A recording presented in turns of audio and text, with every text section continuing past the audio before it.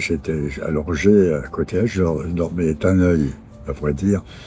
Et puis d'un seul coup, elle a prononcé un petit mot et c'était fini. Mais sur le moment, je m'en suis pas rendu compte, j'ai cru qu'elle dormait.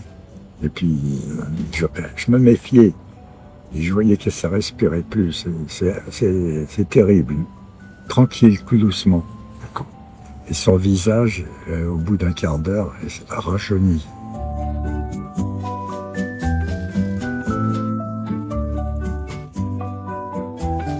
C'est très rare de trouver une femme comme Brigitte. Elle est bourrée de talent. Cinéma, chanson, littérature, danse, et beaucoup de cœur, beaucoup de sensibilité. Elle le cachait assez bien. Elle prenait des colères terribles parce qu'elle était révoltée. Elle était dominée par une révolte quand même devant. C'est pour ça que elle se gênait pas de maltraiter par lettres, écrit les politiques. Quand j'ai connu Brigitte, elle allait dans un hôpital à Saint-Tropez qui n'existe plus aujourd'hui, qui est paradoxalement se trouvait en face du Biblos.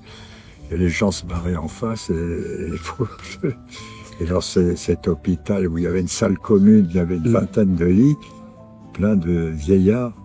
Et elle venait les voir de temps en temps, j'étais venu avec elle, je découvrais ça aussi. Donc elle a eu toujours, mais elle n'en parlait pas. Elle n'en parlait pas parce que c'était pas son combat. Quand elle a été voir Macron, ou quand Macron l'a fait venir, il y avait un chien à l'Élysée. Oui. Le chien, pendant toute leur conversation, il a des photos, la tête sur les genoux de Brigitte. Ça veut tout dire, ça. Elle souffrait, voilà. Et elle a souffert et elle en avait marre.